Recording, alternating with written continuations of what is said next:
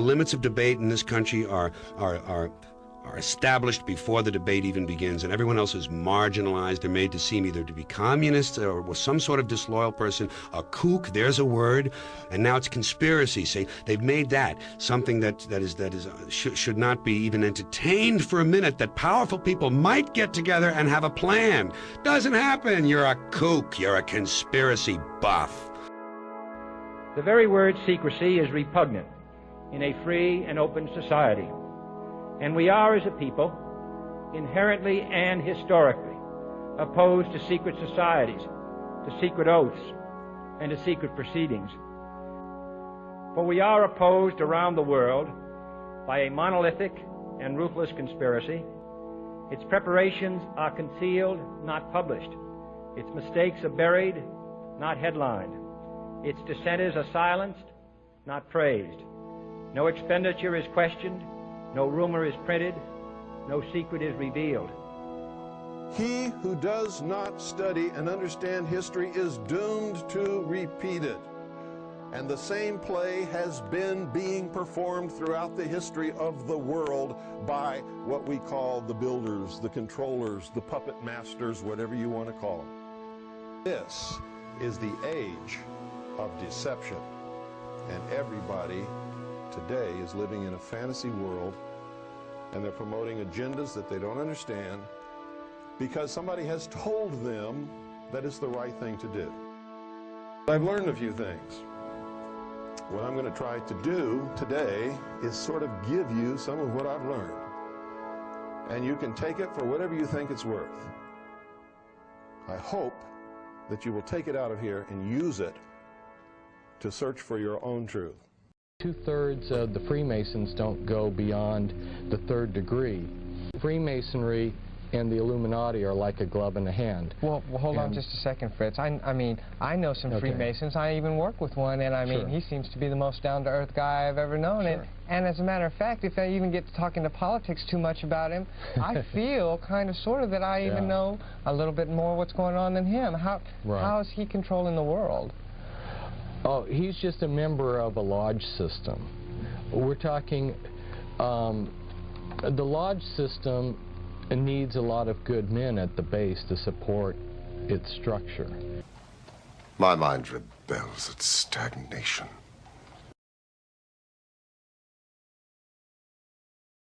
They're building what they call the perfect race. They're perfecting humanity in order to control nature. They're building the utopian world that they perceive that we need. They have placed themselves in an elitist attitude to tell the rest of us what we need. And the truth is, we don't need them to do that. Okay? They haven't got the right to do that. They think they do, because they think we're just a bunch of stupid cattle. And I got to tell you, for the most part, most people prove them right all the time. Not intentionally, but because the knowledge, the truth has been withheld from the people. And that's how they manipulate people, is by withholding the truth and controlling them with the lies. The things that controlled people back in ancient Rome, you know, where they had bread and circus, they're using the same formulas that they used in antiquity on us today. And bread and circus simply means that if you give the common person entertainment and plenty of food, like the junk food we get, they'll be happy.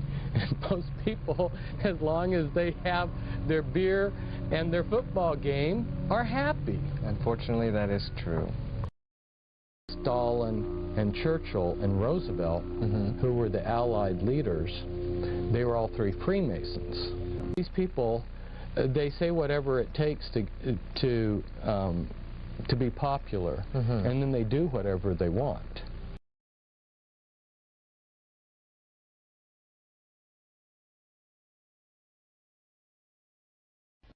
You want answers? I think I'm entitled. You want answers? I want the truth! You can't handle the truth! In a letter dated 22 January 1870, Mazzini wrote to Pike. Now, Albert Pike is this high Mason who wrote the manual, if you like, of Scottish Freemasonry. He said the following: with their systems, their central authorities, and diverse modes of correspondence between high grades of the same right, organized as they are at present, but we must create a super right, which will remain unknown, to which we will call those Masons of high degree, whom we shall select. With regard to our brothers in Masonry, these men must be pledged to the strictest secrecy. Through this supreme right, we will govern all Freemasonry, which will become the one international center, the more powerful because its direction will be unknown. Now, Albert Pike wrote a letter to Mazzini, and that was dated August 15, 1871, in which he propagated that there should be a world order, a one order where all nations are under the control of one central organization. And in order to achieve this, they planned, and there are numerous quotes for this, so I've put a number on the screen, because some will say, I don't trust this, I don't trust that, I don't trust the other. Here are references down there, there are references up there, there will be references in other slides, so it comes from different sources. He said, and this was, by the way, on display in the British Museum, and could be seen there until it was taken away. The First World War, to overthrow the power of the Tsars in Russia, protector of orthodoxy, and bring about an atheistic communistic state. Did that happen? Yes. Now that was written long before this event. Long before this event. This was written in 1871, but this war broke out in 1914. The Second World War, that's also written long before the event, to originate between Great Britain and Germany, to strengthen communism as antithesis to the Judeo-Christian culture, and bring about a Zionist state in Israel. Did it achieve this objective? Yes. In fact, after this war, Israel, in its present form, was reinstated under the protection of Britain. And then, interestingly enough, a Third World War, a Middle Eastern war involving Judaism and Islam, and spreading internationally. That's fascinating. Is that on the cards, or what do you think? That which we must say to the crowd is, we worship a God, but it is the God that one adores without superstition.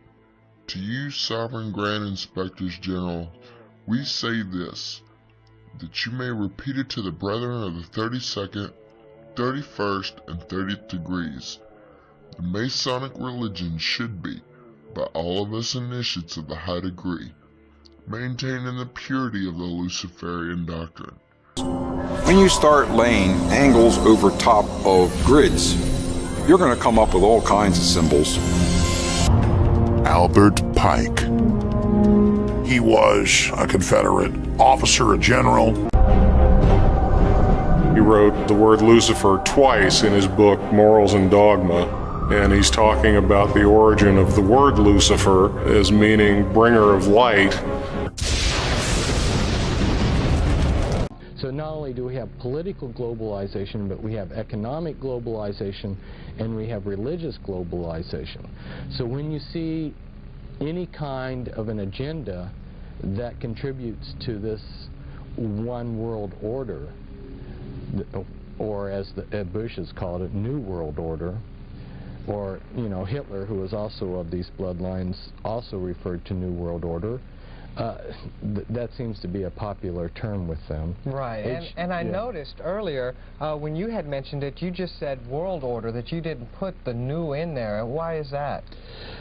Because it's not new at all. On the back of the $1 bill, you'll see the crest with the pyramid in it. But that pyramid in the Illuminati consists of 3 pyramids and a sphinx, but their crest is this crest. The Illuminati is the occult organization that we belong to. It means the light bearers. The eye is Lucifer. The triangle of the capstone is the tribunal of the Rothschild family, which is called the Holy Family. They lead the Illuminati. The Illuminati name's not used much anymore, except by everyday people who find out about it. And the political part has a name in each country, and the United States is called the Council of Foreign Relations. Since the time of Woodrow Wilson, including him, there has never been a president of the United States that was not an Illuminati. Freemasonry and the Illuminati are like a glove in a hand. It's not that every Freemason is in the Illuminati, it's that this is just one more system or lodge or secret society that's controlled by them. There's something that I would point out to our listeners out there in television land, and that is that the movers and shakers do not become rich and powerful and then join the Illuminati. They become rich and powerful because they are part of these Illuminati bloodlines. I could go back and essentially every war that there is, I could go through and show how these families have created them, manipulated them. There's some disinformation out there that I need to clarify, and that is the misunderstanding that's common out there is that this man, Adam Weishaupt, which was a pseudonym, a name that he had taken actually, started the Illuminati. He did create a modern structure for it. He was paid by these families to create a modern structure. But he didn't originate the Illuminati. The Illuminati goes back thousands of years before him. If we go back into antiquity, we will see that there were certain families that were deified as gods, like Pharaoh, Alexander the Great. These powerful families believed they were gods, and they controlled through their priesthoods in these mystery religions the people that were subservient to them. All of the royalty and aristocrats of Europe are descendant from one single bloodline. Then when you go to look at our presidents, you find that 11 of our presidents, at least 11, are part of that bloodline. Okay, Fritz. Well, you talked about how these Illuminati families, when they have power, and we can see that, then they go into hiding. Most people would say that the Templars, the Knights Templars, were one of these Illuminati structures. Could you explain basically how they supposedly went into hiding? Because you hear about the Templars, they had quite a long reign, and then the French turned against them, and then they were outlawed by the Pope, and then they just disappeared out of history. Right, and but they didn't. Although the Pope outlawed them, they were able to flee, and initially they went to places in Spain and Portugal, and from there they boarded ships and they sailed to Scotland. And there was a decision made to give Scotland its independence, and the Knights Templars that landed in Scotland then in the Battle of Bannockburn helped the Scottish gain their independence, and then became very prominent in the affairs of Scotland. Well, you know, Fritz, I saw the movie Braveheart, and I don't remember them being any Templar Knights in that movie. Yes, that's true, but the movie ended before the Battle of Bannockburn. Oh, all right, I understand now. Okay.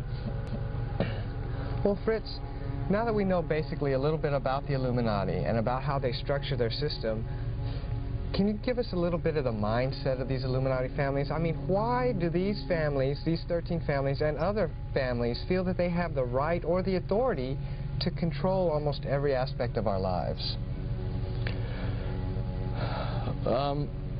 These families,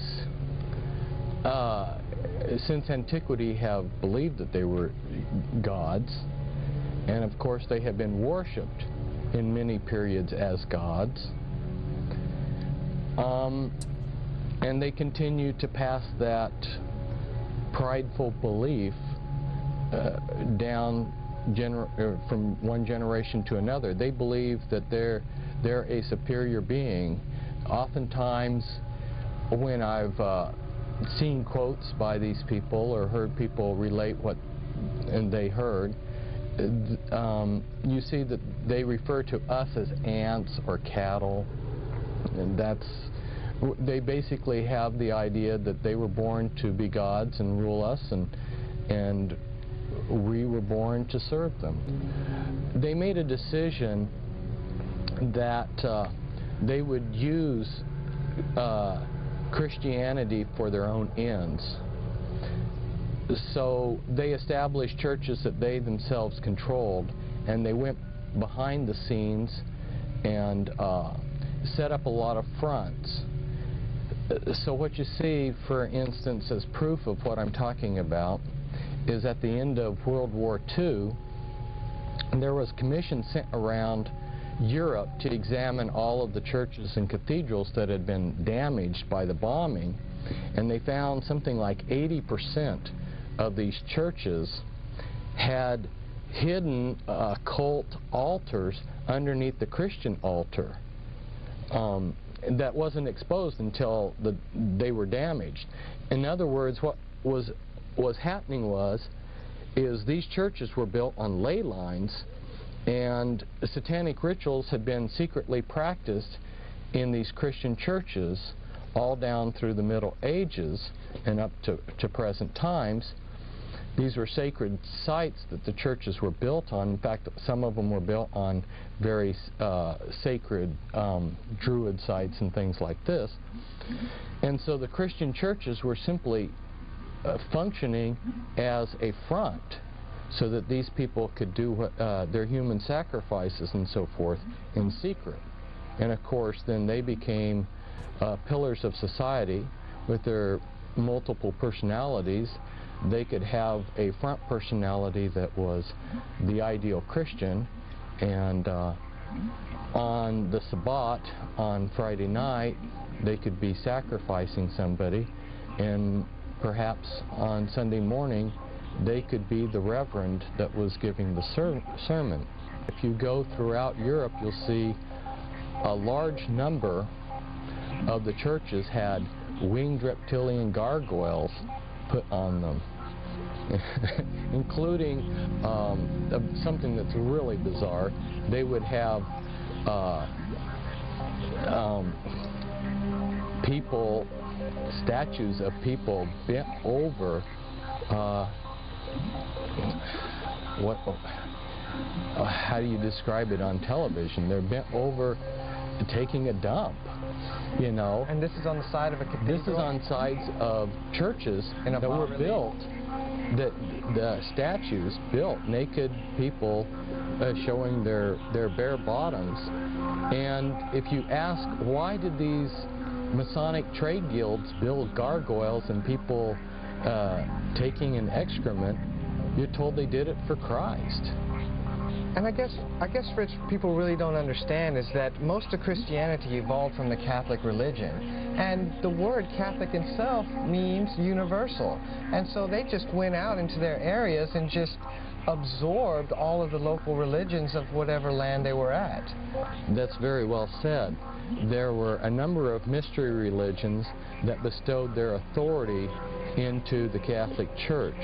For instance, the mystery religion of Dagon had which was the fish god, and you'll notice that one of the symbols that the Christians use today is the fish, and the Pope's hat, his mitre hat, was the crown of authority of the head of the mystery religion of Dagon. So you mean, Fritz, when I'm driving around in my car and I see another car in front of me with the little fish symbol on the back of it, that the symbol, in reality, even though they believe it represents Christ, is really a symbol for the Dagon mystery religion? I don't think that you'll find Christians putting it on there because they worship Dagon. But all I'm doing is saying a lot of these symbols have histories beyond what the Christian Church thinks about.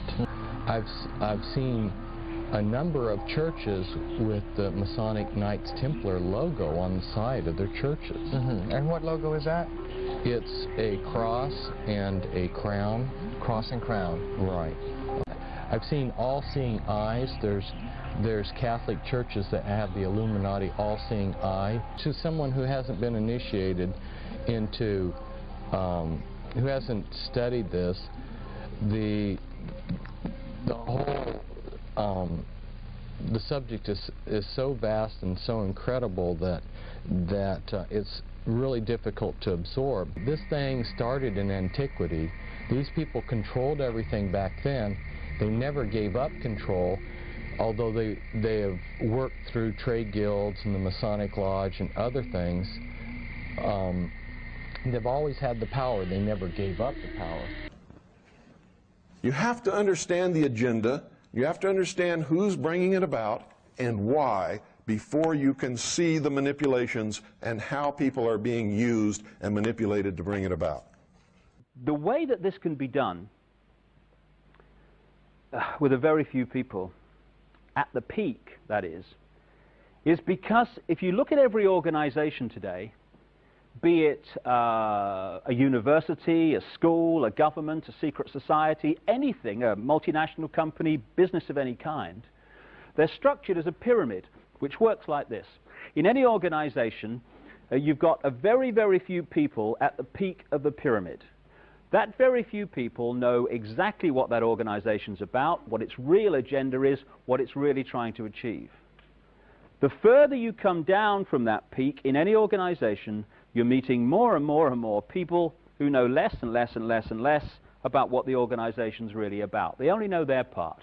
For example, if you take Paul Wolfowitz, who runs the World Bank, through him you can control the entire organization. You don't need to control what the dishwasher or the toilet cleaner thinks or does or believes in. You just need to control what he does and what he believes in, and what he does will permeate the entire organization.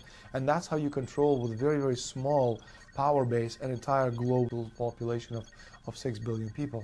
The CIA call this compartmentalization, keeping from everyone else in the pyramid how what they're doing in apparent innocence links in with what other people are doing in apparent innocence to produce a very sinister pattern. So the banking system is a pyramid going to a peak. The intelligence agency network in the world is a pyramid going to a peak. The multinational company network is a pyramid. So is the global media, and so on.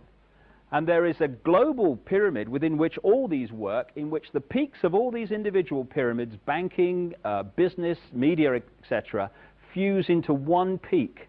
And up there, it's speculated by many people, there perhaps may be no more than 13 families, 13 people at the peak, pervading down through these different levels the same basic policy, which is pushing the world towards more and more centralization of power. A lot of what's happening in the world today is because this happened yesterday. Make no mistake about it, everything that is happening in the world today is because of race and religion, and the persecution caused by those two different things throughout the history of the world. Is everybody up with me? I know that some of you don't agree with me. That's okay. I'm not telling you you have to. But I want you to go out of here thinking about these things and think about what is it that you really want. You want to be free so that you can be what you want to be? Or do you want to cause a situation whereby you're in charge so that you can force your will upon everybody else so that they'll get pissed off enough to overthrow you and do the same thing to you? Because that's exactly what that brings about. Exactly, it's never failed. Study history, you'll see. It's the truth. The founders of this country, by and large, were Christian. Many of them weren't Christian, but pretended to be, were deists, and you can find that in their writings. Many of them were members of the secret societies. How many of you believe Thomas Jefferson was a Christian? I'm not afraid. I believed it until I read the truth about Thomas Jefferson and studied his life. Thomas Jefferson hated Christianity. Thomas Jefferson tore up the Bible. Thomas Jefferson wrote his own Bible because he said the God of the universe could not possibly be that terrible God represented in the King James Version of the Bible. Don't be afraid to raise your hand in here, folks. Nothing that I'm going to say is intended as a personal slant or insult or attack upon anybody in here. But I need your cooperation in order for us all to learn. See, I wasn't afraid. I raised my hand. That's what I believed most of my life until I really studied Thomas Jefferson and found out what he really was. He was a deist.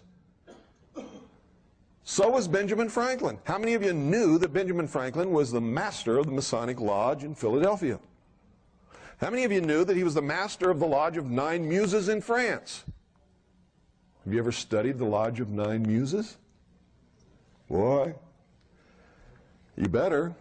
How many of you knew that when Benjamin Franklin was in the colonies, he pretended to be a pious Christian, although he was not seen in church too much,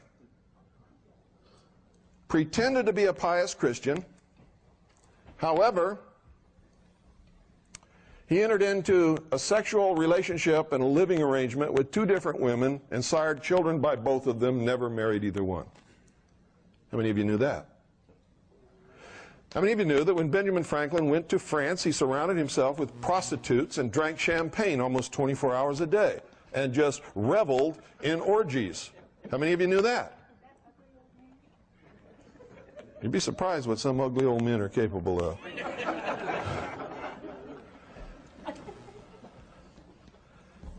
See, these are things you don't know because you were taught something different, and it makes you uncomfortable to hear what I'm telling you, only for the reason that you've been taught something else and you've been reared with it and you've accepted it. It's hard to let go of something that you have learned and accepted that is not true. You don't want to let go of it because then you have to give up your comfort zone. How many of you know that George Washington was a Freemason? How many of you know if you're a Freemason, you cannot possibly in your wildest dreams be a Christian? It's absolutely impossible. And I can show it to you in their own words. So how could George Washington be a Christian? And you don't even know the slightest, teeniest bit about his real involvement in the secret societies.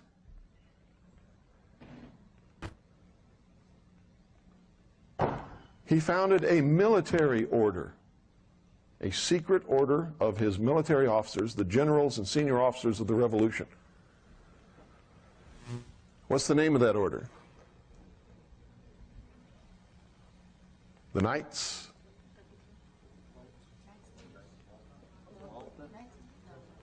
of Cincinnatus, also known as the Knights of the Golden Circle. What sprang out of the Knights of the Golden Circle many years later? The Ku Klux Klan. How many of you knew that? No, see, you don't know these things because you're so willing to accept that what you know is right without investigating. And until you break out of that mold, I'm going to tell you right now, you're never going to know anything about the truth of this country, who founded it and why, and where it's going, what's happening today, and what the consequences are going to be for us down the line. You see, all of this has happened over and over and over and over and over again throughout the history of the human race. These people know how to lead us wherever they want us to go because they study history and we don't. What was Rome? What was Rome? A republic? What kind of republic? A constitutional republic. They had a constitution. Did you know that? It was a republic. Did you know that? What happened to Rome? It fell into oligarchy, and then into dictatorship, then into rampant immorality, and socialism declined, fell, and became the Vatican. Anybody here doubt that? I can prove every word of it. The Roman Empire never fell. It changed its name. The emperor became the Pope. This is the truth. The old pantheon of Roman gods became the pantheon of saints, and they are identical in name and everything else. Now, I'm not trying to hurt Catholics. I'm not saying that you belong to the wrong religion. I'm not telling you to change your religion. I believe in freedom. I'll fight for you to be a Catholic or a Buddhist or a Baptist or whatever you want to be. But when you come to talk to me, I'm going to tell you the truth about all of it, whether you want to hear it or not. And the only way to escape that is to get away from me. Okay? We are all manipulated. All of us. Do you have the freedom to choose your religion? Do you? Well, it depends upon a few things. So, however you answered that, whether you answered it loudly or quietly, you were right. Doesn't matter. If you were reared in a family that did not indoctrinate you into any religion, then by the time you reached the age where you could be responsible to make your own decision, yes, you could choose your own religion based upon honest study. If you're a child and your mother is Jewish, what are you? You're Jewish. And how are you reared? Jewish. So from the time you're a little baby, you are taught to be Jewish. Do you have a choice? No. Is Jewish a race? No. So is it true that if you're born of a Jewish mother, you're a Jew whether you want to be or not? No. You're a Jew because you're taught to be a Jew from the time you're born. Same with Catholics. If your parents are Catholic, from the time you're a little child, you're required to go to catechism. What is catechism? Brainwashing. What is teaching this little Jewish child that he's a Jew, whether he wants to be or not, and teaching him how to be a Jew all the time he's a little baby up until the time he grows up? It's brainwashing. What is it when your parents take you to the Baptist church from the time you're a little bitty baby and require you to go to Bible school and teach you all of these things from the time that you're that small and can't make a conscious choice of your own and don't know what is right is wrong? What is that? Brainwashing. Is it right? Depends on your viewpoint. Personally, I think it's wrong. I think everybody should be able to make a choice based upon honest investigation and finding out what is right to them. Now, a really devout Christian would tell me I'm full of crap. A really devout Jew would tell me the same thing. So would a devout Catholic, and so would a devout Buddhist. Because they don't want to hear it. Why do they do these things? To make sure that the religion survives and prospers and grows. Somebody else would say, oh no, it's to make sure that the child is raised in the proper religion. What is the proper religion? I could ask everybody in this room and get just as many different answers as there are people in this room. Isn't that true? Now, let me ask you something else. If this government were Christian, which Christian is it? Seventh-day Adventist? Certainly not Branch Davidian. Baptist? Come on. A relationship with what? A relationship with Jesus Christ?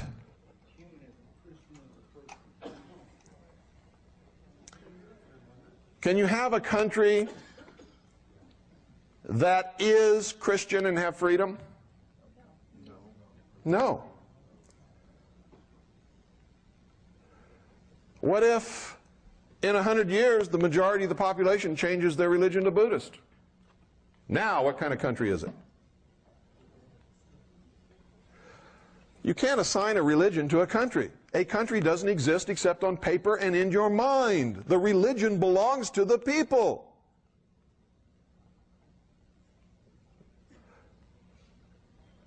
Does everybody understand that? What does freedom say? What is freedom?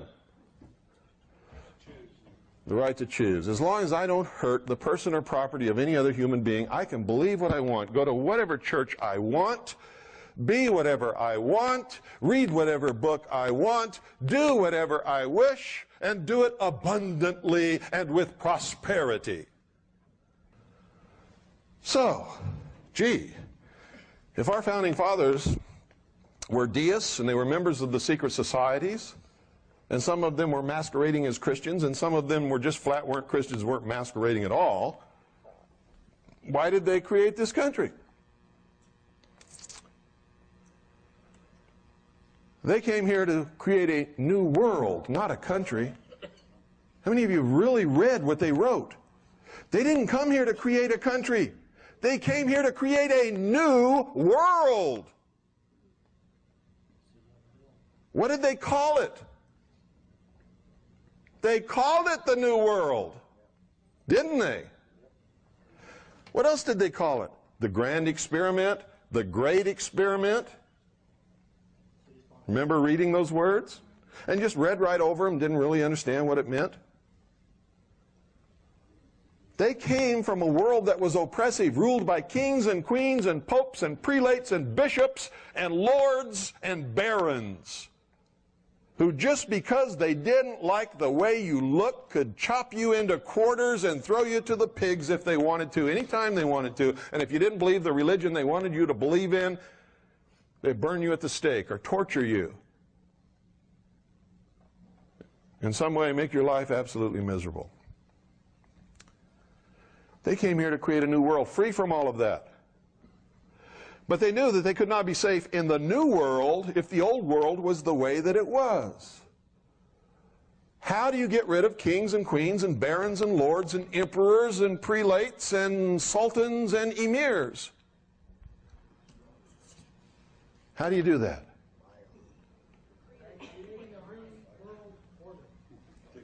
That's exactly right. A new world order. From the beginning, that was the goal, ladies and gentlemen. That's the absolute truth. From the very beginning, that was the goal. What do you think New World means?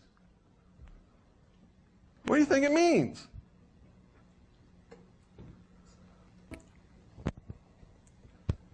So they did something that was unheard of, never been done in the history of the world. They set the cattle free. They said, you're not really a serf. You're not really a slave. You're not really as dumb as they say you are. You're not really a bunch of cattle. Now you're free men. You got brains. We're even going to write this contract to guarantee your freedom. But we know you won't keep it because you're human. And they wrote about that, didn't they? Didn't they tell us all the ways that we would give it up? Didn't they write about it? Didn't they warn us over and over and over and over again in all of their writings? They knew we would give it up because we're human, and they were geniuses who understood human nature probably better than any single group of men that's ever lived throughout the history of the world. They understood it perfectly. What did Ben Franklin say when he came out of the Constitutional Convention after everything was signed, sealed, and delivered? Somebody said, "Hey, Ben, what have ye wrought?" See? A republic, if you can keep it.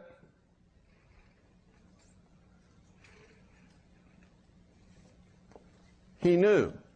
They all knew. What was it really about? Why did they give it to us if they knew we would give it up? And they did know. Make no mistake about that. They knew.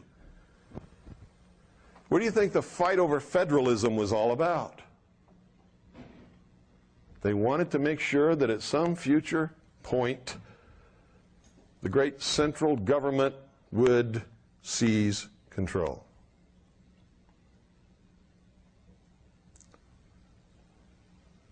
And they even pretended to fight over this.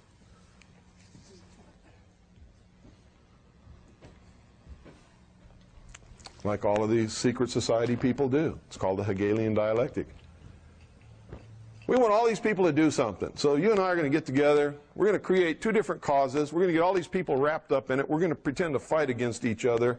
And this fight is going to bring about the conclusion that we really wanted in the first place. And they're all going to think that it was done accidentally by them, and we didn't have anything to do with it. How many of you understand the concept of Hegelian dialectic of manipulation of political resolutions? If you don't, you'd better read Hegel and you'd better study it, because that's what's happening. That's what the abortion issue is all about. Can government decide the abortion issue? Can you decide it with laws? If you could, everybody would obey the law. There wouldn't be any issue, would there? The Supreme Court has already made the law, haven't they? Thank you. I've been saying that for 20 years. It's the truth. The whole issue is designed to create a conflict which cannot be solved except by some world body. Everybody complains about politicians. Everybody says they suck. Yeah! Well, where do people think these politicians come from? They don't fall out of the sky. They don't pass through a membrane from another reality. They come from American parents and American families, American homes, American schools, American churches, American businesses, and American universities, and they're elected by American citizens. This is the best we can do, folks. This is what we have to offer. It's what our system produces. Garbage in, garbage out. If you have selfish, ignorant citizens, you're going to get selfish, ignorant leaders. And term limits ain't going to do you any good. You're just going to wind up with a brand new bunch of selfish, ignorant Americans. So maybe it's not the politicians who suck. Maybe something else sucks around here, like the public. Yeah, the public sucks. There's a nice campaign slogan for somebody. The public sucks. Fuck hope. Fuck hope. Because if it's really just the fault of these politicians, then where are all the other bright people of conscience? Where are all the bright, honest, intelligent Americans ready to step in and save the nation and lead the way?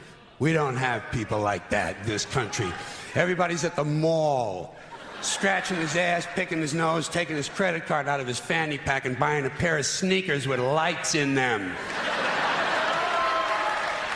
So I have solved this little political dilemma for myself in a very simple way. On election day, I stay home. I don't vote. Fuck them. Fuck them. I don't vote.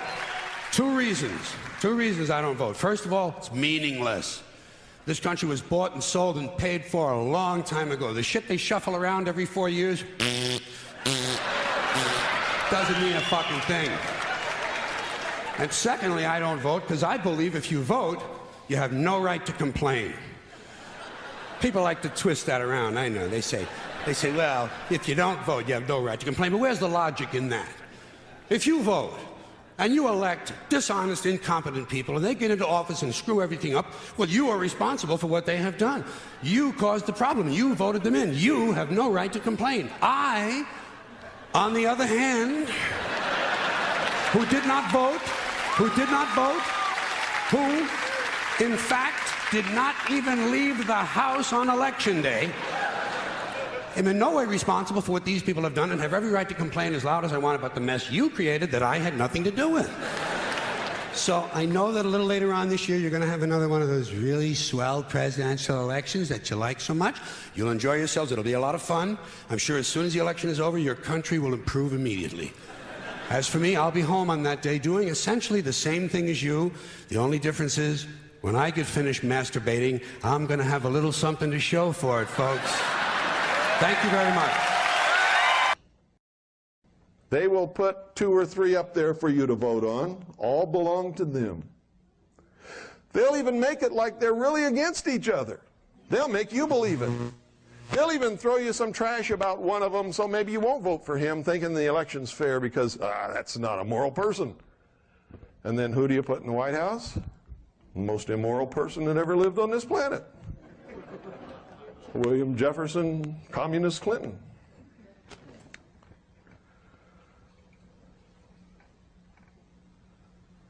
You don't have a choice. That disappeared a long time ago. There's not a nickel's worth of difference between the Democratic and Republican Party, and hasn't been for an awful long time. And it doesn't matter which one is in the White House, we still go toward the New World Order, don't we? We still go more and more into socialism, don't we? But if they were truly different, that wouldn't happen, would it? You care. If you didn't, you wouldn't be here. And that's the truth. Some of you just grouchy old codgers and you know it. Like I get sometimes. Now, if I get a little impatient sometimes on the radio or anywhere else, it's because I've been doing this for so many years, folks. I don't want to be rude to anybody. I really don't. But I've learned a few things. One is there's no time left to suffer fools. There just isn't any. So if I'm confronted with a fool, I just let them know it, get it off my chest, get rid of them as quickly as I can, and hope that that is enough of a shock that maybe they'll get out of their foolishness. Okay? Because there just isn't any time. We're going down the tubes on a roller coaster. There is no time to tell you all that you are brilliant, wonderful American people, and that, you know, with people like you, we don't have any problem. We're going to turn it around right away and, you know, pass the hat and put some money in there and hoorah. Bullshit. It ain't true, and I ain't going to tell it to you. You're never going to hear that from me.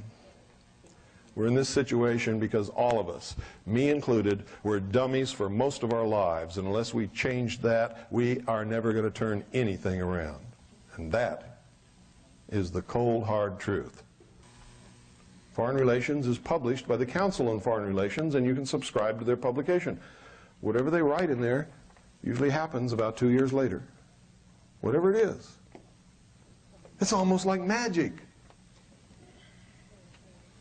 If they're not involved in any of this, how come what they write about always happens? And if you don't study them and their symbology and what they believe in and what their agenda is, you'll never know. You could read this and never know what this guy's saying. Oh, that sounds nice.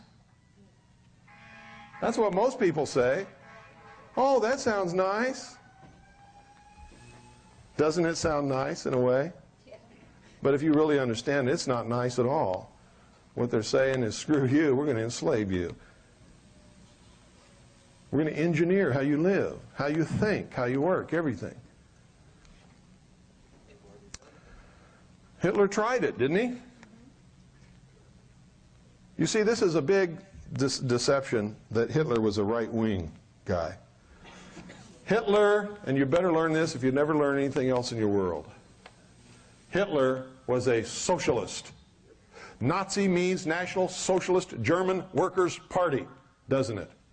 Hitler socialized Germany. All control is always on the left. Always. If you're left-wing, you're for control of yourself and other people. A scale measures two extremes. On the far left, you have total control of everything and everyone, and, by the way, ownership of everything and everyone by the state, which is more important than anything. It's called communism. On the right, all the way at the extreme, you have the total absence and lack of any and all control by anybody over anything or anyone. That's called anarchy. Anarchy sucks.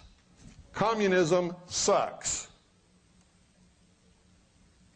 Socialism is just a little step above communism and usually degrades into communism, and it also sucks. Usually anything close to anarchy also sucks.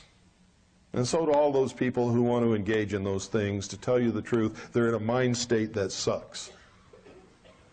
A constitutional republic is somewhere in the middle of these two extremes and provides safeguards to protect individual freedoms and creator-endowed liberty. Whether you believe in God or not, if you don't understand that freedom and liberty must be creator-endowed, then you are opening the door for somebody to take it away from you because they don't have to answer to a creator. You understand? So even if you don't believe in God, you better start. If you want to stay free. If you want to stay free. If you don't care about freedom, you don't have to believe in God. You see, there must be something that human beings answer to protect us from ourselves. Because the minute we become God, how many of you in here want me to be God? I don't want me to be God either, because I know who I am. I know the temptations that I'm subject to. I have seen what power can do to people, and I might fall prey to that same corruption that would allow me to use that power wrongly. Even Jesus Christ, if you're a Christian, was tempted. What was it that Satan offered him? The world. What is it these people are after? The world. Jesus turned it down. They're not gonna. If you were to give me the world, you know, I'd be hard put to turn it down, because then I could make it the way I want it to be. Is it the way I want it to be, the way you want it to be? You don't know that. You don't know, and that's the big problem. Why would you even want to take a chance? I'm a pretty good guy. But you don't want to take a chance on giving me the world or anybody else. You don't want the world. You don't want vast amounts of power, because you're a human being, and power will corrupt you and destroy you, and you will use it to destroy others. And that's the truth of the matter. The greatest thing about this country, whether you agree with me or not, it's the absolute truth. If you take this away from any person or any group of people, you have no country. Freedom. You have no religion. You have no sound money. You don't have any of it. You're subject to the control of the people who have taken your freedom away and who are now subjecting you to their will, because that's what lack of freedom is. Being subject. You know what subject means? To someone else's will. Freedom means you're subject to your own will. As long as what? As long as you take responsibility for your actions and you never hurt the person or property of any other human being. Period. Aren't they trying to bombard you with the delusion that liberals are for freedom? Liberals are for socialism. Liberals started out being for freedom when there wasn't any. Being for freedom was liberal. Being conservative was for the power of the king. Remember? All of our founding fathers were liberals. Believe it. They were also traitors. So when somebody calls me a traitor because I'm supposedly against the government, it doesn't bother me. I'm in damn good company. But you see, I'm not a traitor. What is the government? The government is a contract signed by the founding fathers, which is called the Constitution for the United States of America. That is the government. That says what the government can do, what the government cannot do, when it can do it, when it cannot do it, where it can do it, where it cannot do it. Is this a democratic country? No. Was it ever meant to be? No, never. So why do we hear all this talk about democracy all the time? It's the agenda to brainwash the American populace into accepting democracy, which is what? The first step into socialism. Why? No, because in our human failings and in our temptations, if it's one man, one vote, the majority is going to vote themselves everything, right?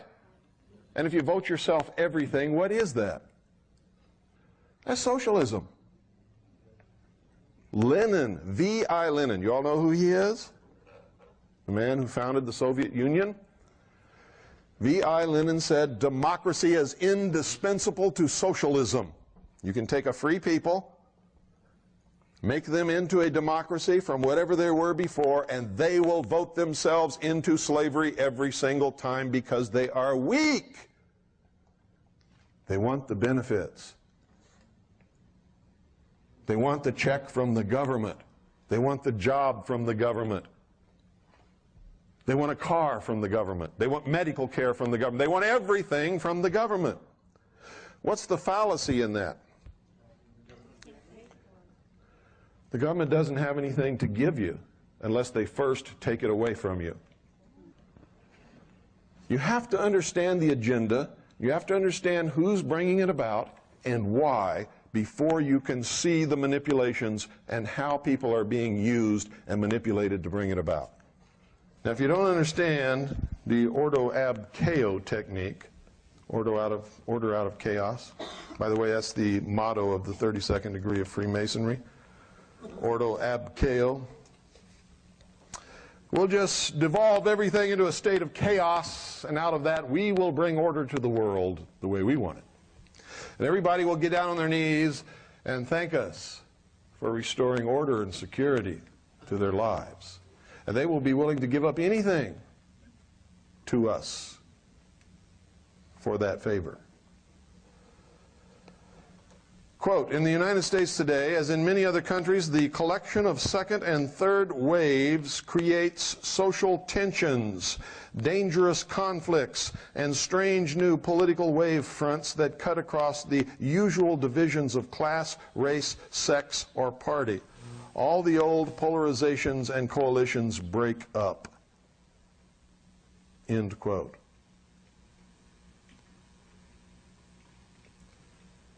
How many of you women thought Gloria Steinem was doing you a favor? Gloria Steinem is a communist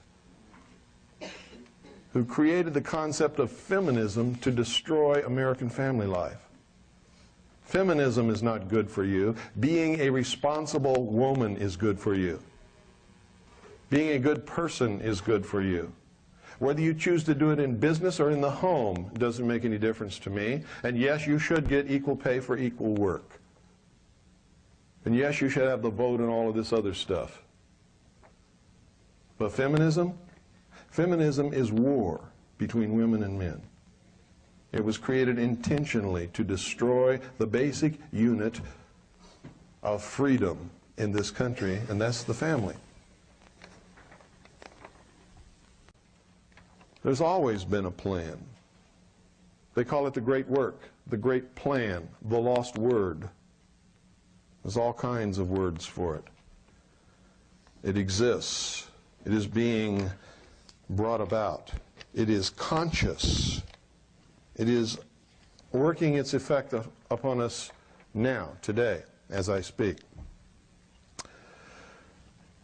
Now, I'm going to just give you a little demonstration of the degree of control that is already in effect in this country concerning communications. Now, if you're smart, you know that if you turn the dial on your radio and on your TV set and on every news story, it has the same slant in the same words and it's the same stories. You know that the news and the media are controlled. If you don't, you're not playing with a full deck of cards. Okay? It is absolutely absurd to believe that all these different networks, news stations, newspapers, and radio stations are all owned by different people, yet they all carry the exact same stories every day, worded in the exact same way, with the same agenda and the same slant.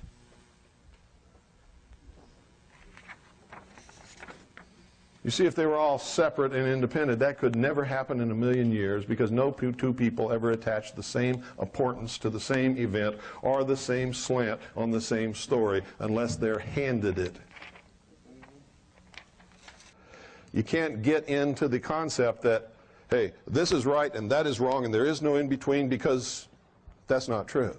There are all kinds of in-between all the time.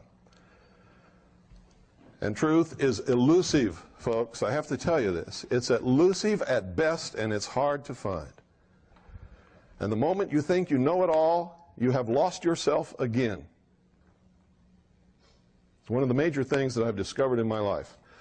Because there really are puppet masters. There really are controllers. There really are builders, but they're not engaged in building buildings. They're engaged in building people. They're building what they call the perfect race. They're perfecting humanity in order to control nature. They're building the utopian world that they perceive that we need. Anything that opposes the status quo, if you won't listen to it, you're already brainwashed. You've closed your mind, and you are at the mercy of whatever manipulation they want to throw your way, because you've already determined that they're telling you the truth no matter what. You don't investigate. You have accepted blindly. That's the most dangerous thing that can happen to anyone. The moment that you say, this guy right here, I like him. I like what he says. He's right. I'm going to listen to him. And anybody that says anything different to him is wrong. You've just totally destroyed yourself. Because the truth is, he's a human being. I'm a human being. This young lady is a human being. Bill Clinton is a human being. Okay? When you mistake people for righteousness, or when you mistake people for the message, or when you mistake people for government, or when you mistake people for religion, you're making a big mistake. Because people, for the most part, are a big mistake. Well, I could probably go through a list of about 500 things that can make an average, normal, good-thinking, good-doing person for most of the time, at some point in their life, do something that's absolutely terrible. The concept that imperfect men can rule imperfect men is absolutely ludicrous. The concept that you can give someone power and they're not going to abuse that power is also ludicrous. It is wrong for us to ever get into that kind of thinking. And the more power you give someone, the more opportunity they have to abuse or misuse that power. And the easier it is to fall into temptation for them. I am on a mission, and that mission is to slap people upside the head and wake them up and even make them hate me, if that's what it takes to get them to go examine what I'm telling them to find out that it's right. You see, I don't care how it's done, as long as they wake up. Listen to everyone, read everything, believe absolutely nobody, including me, including your mother, including your pastor, your preacher, your priest, your Uncle Bob, and anybody else that you can think of, unless you can prove it in your own research. And research, it doesn't mean getting a book off the library shelf and reading it and saying, well, he said it, so it must be true. Because I wrote a book, you see. And I'm telling you, don't believe me unless in your own research you can prove what it is that I'm telling you. Because this is the age of deception.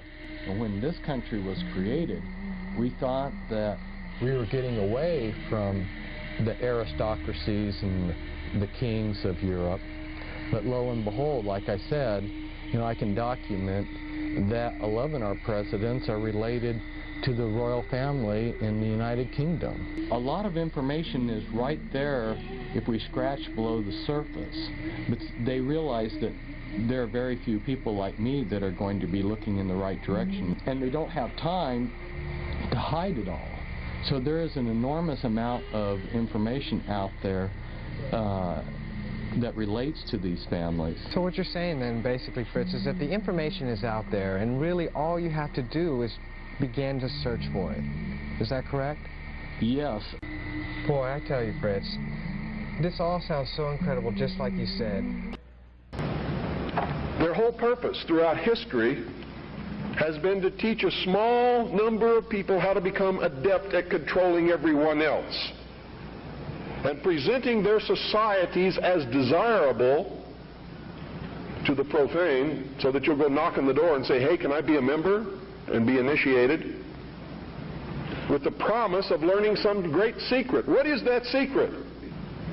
The secret is how to control everybody else. And you never understand how to control everybody else until you get to the top of this pyramid of initiation. Most people never make it past the third step. All above that are carefully chosen and nurtured and taught. And Americans, for all these years, have been looking around for the enemy. They've never been able to find an enemy. You see, the enemy has always been here. It's your uncle, your aunt, your father, your mother, your brother, your sister, your nephew, your nieces, who belong to the fraternal orders collectively known as the mysteries. And so it is to the printing press, to the recorder of man's deeds, the keeper of his conscience, the courier of his news, that we look for strength and assistance, confident that with your help, man will be what he was born to be, free and independent.